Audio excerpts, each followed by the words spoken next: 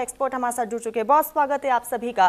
काज़मी साहब, मैं आपके पास ही आऊंगी। पश्चिम बंगाल को फतेह बीजेपी ने कर लिया है।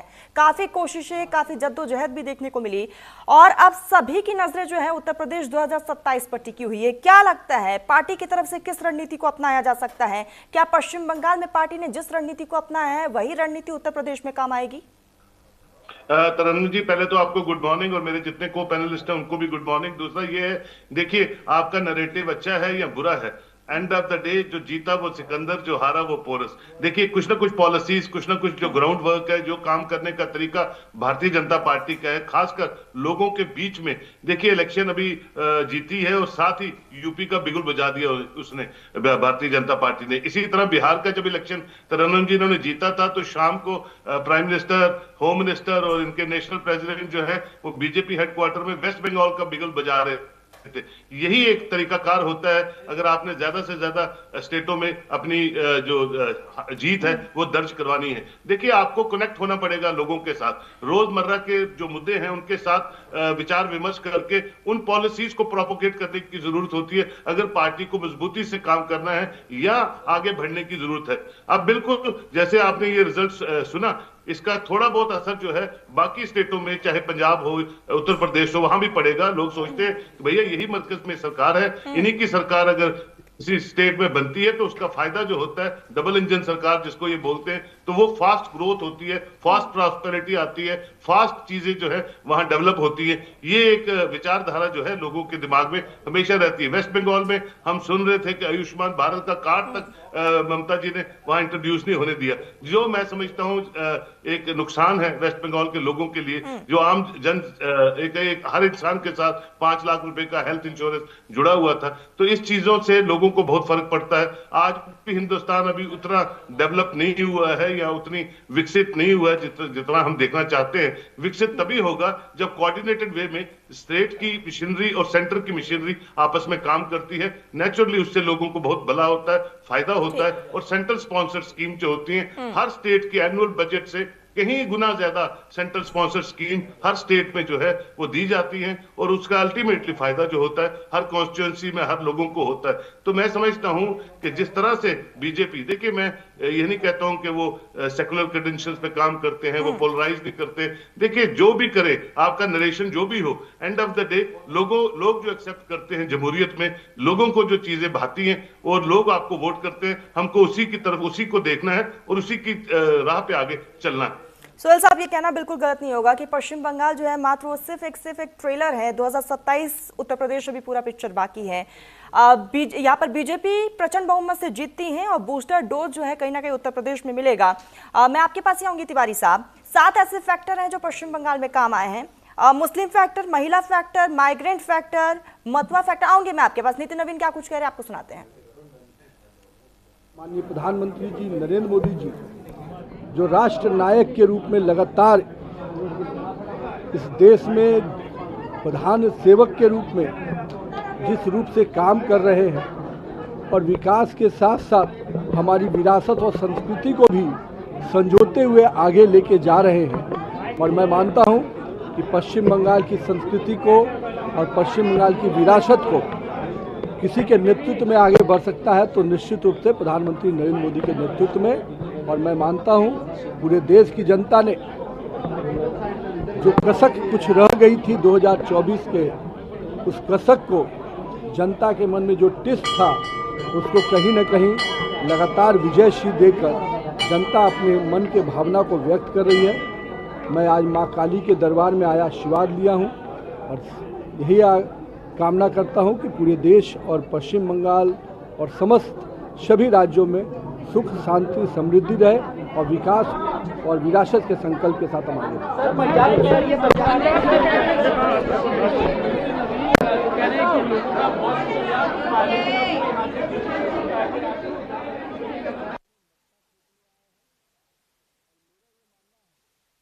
बंगाल में बीजेपी की सरकार बन चुकी है और बीजेपी के नेतृत्व में अब पश्चिम बंगाल की तस्वीर और तकदीर दोनों बदलेगी। तिवारी साहब, मैं आपके पास ही आऊंगी। एम फैक्टर की हम बात कर रहे थे जिसमें मुस्लिम फैक्टर काम आया, महिला फैक्टर काम आया, माइग्रेंट फैक्टर काम आया है, ममता फैक्टर भी काम आया और सबसे अहम बात जो है वो मोदी फैक्टर काम आया। 2027 क्या लग रहा है कि जो उत्तर प्रदेश में MY फैक्टर चलता है वो काम आ पाएगा? देखिए, सबसे पहले मैं एक बात को स्पष्ट कर देना चाहता हूँ हम्म। तरुण जी। पश्चिम बंगाल में सबसे बड़ा फैक्टर जो मुझे लगता है जो काम आया, जो कि मैं पश्चिम बंगाल का ही रहने वाला हूँ, सबसे बड़ा फैक्टर है कि पश्चिम बंगाल की जनता वर्तमान सरकार से त्रासित हो गई। हम्म। वर्तमान सरकार के गुंडे बाहिनी, बाइक बाहिनी, संतराज बाहिनी, लुटेरों से इस तरीके से त्रस्त और पस्त हो गई थी कि पश्चिम बंगाल की जनता एम वाई फैक्टर और वाई एम फैक्टर या महिला या पुरुष या स्कीम को हम्म। छोड़कर एकजुट होकर हम्म। एक सुशासन और कुशासन के विरुद्ध अपना जो कदम है उसको ठोस तरीके से लिया है। हम्म। और आप देख सकते हैं फलस्वरूप किस तरह कुशासन की सरकार को उखाड़ फेंक के सुशासन की सरकार की तरफ पश्चिम बंगाल की जनता ने मोड़ लिया। और इस सभी चीजों में सबसे बड़ा जो श्रेय जाता है, मैं ये मानता हूं एज ए राजनीतिक विशेषज्ञ, हम्म। चुनाव आयोग को। जिस तरीके से चुनाव आयोग ने पश्चिम बंगाल में भय मुक्त चुनाव के लिए मुखबिर हुई थी, फ्री एंड फेयर इलेक्शंस कराने के लिए तदबीर हुई थी, हम्म। ये कहीं ना कहीं उनकी मेहनत रंग लाई। साबित हुआ कि जिस तरीके से पिछले कई चुनाव में, चाहे वो लोकल सिविक बॉडी इलेक्शंस हो, चाहे वो पंचायत राज इलेक्शंस हो, चाहे वो कोई भी इलेक्शन हो, तिवारी जिस साहब, तरीके से वही पश्चिम बंगाल में चाहे गुंडागर्दी कोई भी होता है। फैक्टर काम आया हो, बीजेपी जरूर जीती है। उत्तर प्रदेश में, उत्तर प्रदेश के लिए बीजेपी ने एक लॉन्च पैड जरूर तैयार कर दिया है। जी, और मैं आपको यस उत्तर प्रदेश के लिए एक लॉन्च पैड एक अभी से, जैसे था ना दिल्ली में, जब हमने देखा था जब बीजेपी जीती थी तब बोले थे कि आप बंगाल की बारी है, आप बंगाल को हमें हमें जीतना है।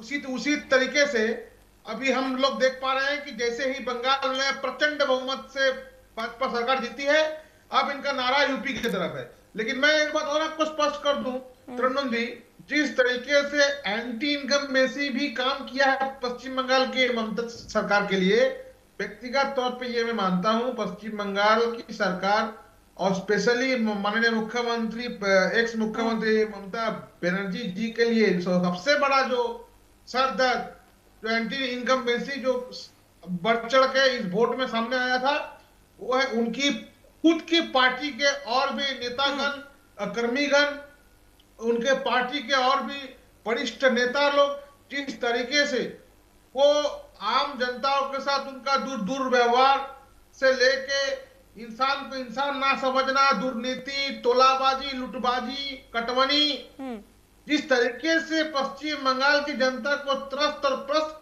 कर दिया गया था, मैं ये मानता हूं थोड़ा सा चुनाव आयोग के हेल्प से, फ्री एंड फेयर इलेक्शन कराने से पश्चिम बंगाल की जनता पूरा एक मोड़ होके, तृणमूल सरकार से पस्त होके एक नई सूबे का आशा बिल्कुल में, बिल्कुल तिवारी साहब, यानी कि कुल मिलाकर कई ऐसे फैक्टर है जो काम आए। बिल्कुल बिल्कुल काजमी साहब, मैं आपके पास ही आऊंगी। धार्मिक ध्रुवीकरण की अगर हम बात करते हैं तो एक तरफ चाहे 7 फैक्टर मैंने गिनवा दिया है कि पश्चिम बंगाल में क्या काम आया। उत्तर प्रदेश की बात की जाती है तो एमवाई फैक्टर ज्यादा चर्चाओं में रहते हैं, लेकिन समाजवादी पार्टी की तरफ से पीडीए भी कम नहीं है। क्या लग रहा है सर, समाजवादी पार्टी के लिए 2027 बहुत ज्यादा चुनौती है?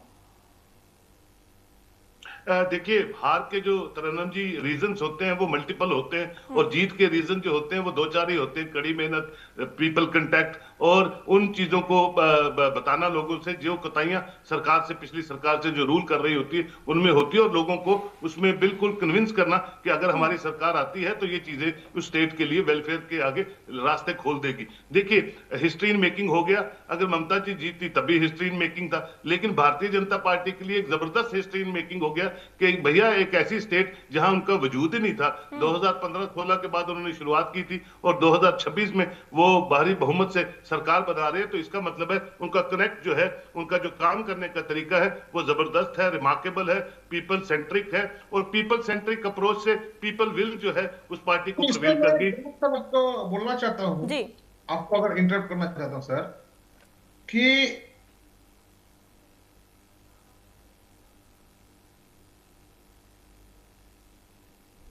काजमी साहब मैं आपके पास ही आऊंगी, प्लीज बात कंप्लीट करिएगा। आऊंगी मैं तिवारी साहब आपके पास।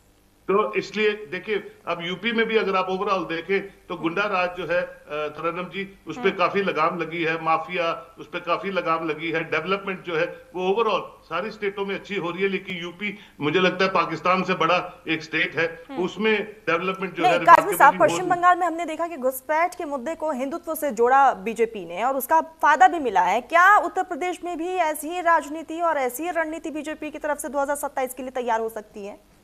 तरन्नुम जी, हर स्टेट में अपने अपने मुद्दे हैं, हर स्टेट के साथ किसका क्या बॉर्डर मिलता है, क्या मसाइल हैं, क्या चीजें हैं, उन पे भारतीय जनता पार्टी बड़ी अच्छी तरह फोकस करती है। और इनकी जो कार्य करने की जो भी समिति बनती हैं वो बिल्कुल लोगों की सहमति से वहां के मुद्दों को लेके उन पे अच्छी तरह काम करने की एक रिवायत रखती है। क्योंकि ये पहली पार्टी है हिंदुस्तान में, मुझे भी अब 35 साल हो गए, 36 साल हो गए अपने प्रोफेशन में, जो मैंने देखा है कि सरकार में होते हुए भी ये ऑर्गेनाइजेशन स्ट्रक्चर पे लगातार काम करते हैं, जो बहुत खूबसूरत चीज है, जो मुझे लगता है बाकी पार्टीज को, खासकर कांग्रेस को सीखनी चाहिए, जो सबसे लार्जेस्ट पार्टी थी, जिसने सबसे ज्यादा रूल किया इंडिया में। तो ये एक बहुत अच्छी चीजें होती है। आपका इन हाउस अगर बहुत जबरदस्त तरीके से चल रहा है तो आपके आउट जो आप गवर्न करते हैं उसमें भी आपको वाहवाही मिलती है और उसकी चर्चाएं हमेशा होती हैं। मुझे लगता है यूपी जो है इनका टारगेट है और सिंसियरली ये काम करते हैं, इनका कैडर जो है वो सिंसियरली काम करता है। डिविडेंड जरूर मिलेगा वहां भी और उसके बाद पंजाब में भी मिलेगा अगर उसी रणनीति पे काम करते रहे। लोग क्या चाहते हैं? लोग पीस चाहते हैं, डेवलपमेंट चाहते हैं, प्रॉस्पेरिटी चाहते हैं, एम्प्लॉयमेंट चाहते हैं, टूरिज्म सेक्टर चाहते हैं, ओवरऑल स्ट्रक्चर जो है वो इंप्रूव हो, इसकी तरफ लोग हमेशा चर्चा करते रहते हैं। अगर वो सब चीजें बिल्कुल पाइपलाइन में चल रही है। काजमी साहब, आऊंगी मैं आपके पास, समझेंगे कि और कौन कौन सा फैक्टर उत्तर प्रदेश में काम कर सकता है। तिवारी साहब, मैं आपके पास ही आऊंगी, आप अपनी बात को कंप्लीट करिएगा। जैसे मैं काजमी साहब बता रहे थे, हमारे को पैनलिस्ट वरिष्ठ पत्रकार, की किस तरीके से भारतीय जनता पार्टी कैसे 2013-14 के बाद बंगाल में कदम रखी, जबकि पश्चिम बंगाल श्यामा प्रसाद मुखर्जी की धरती है। और कुछ 10-12 साल में ही हम लोग देख रहे हैं कि पश्चिम बंगाल में भारतीय जनता पार्टी प्रचंड बहुमत से अपनी सरकार बनाने में सक्षम रही। आप एक बार भारतीय जनता पार्टी और पश्चिम बंगाल के लोगों को बहुत ही सराहने का बात है कि 2023 पंचायत इलेक्शन में अगर आप रिकॉर्ड्स देखें, भारतीय जनता पार्टी एक ऐसी पार्टी है जो पश्चिम बंगाल में एक जिला परिषद भी उनका नहीं है। इतनी बड़ी पश्चिम बंगाल में उनका एक जिला परिषद भी नहीं है, लेकिन हम लोग जिसको इंग्लिश में डिस्ट्रिक्ट काउंसिल बोलते हैं, लेकिन यही भारतीय जनता पार्टी 2026 का इलेक्शन में इतने प्रचंड बहुमत से इंसान का भरोसा जीत के सरकार गठन कर रही है। यही भारतीय जनता पार्टी 2024 में, जबकि एमपी इलेक्शंस में 30 सीट टीएमसी को मिली थी, अमित शाह जी का दावा था कि 34 minimum seat Bharatiya Janata party को पश्चिम बंगाल से एमपी सीट्स मिलेंगी, लेकिन उसमें भी बिल्कुल तिवारी साहब, बिल्कुल तिवारी साहब, माफी के साथ रोकना चाहूंगी, वक्त की भी बेहद कमी है। पश्चिम बंगाल में बीजेपी ने प्रचंड बहुमत से जीत जरूर हासिल की। अब देखने वाली बात यही होगी कि पश्चिम बंगाल की तस्वीर और तकदीर कितनी बदलती है। वक्त हो चुका है छोटे से ब्रेक का। काजमी साहब, तिवारी साहब, आप दोनों ने अपना बहुत कीमती वक्त दिया, बहुत शुक्रिया आप सभी का।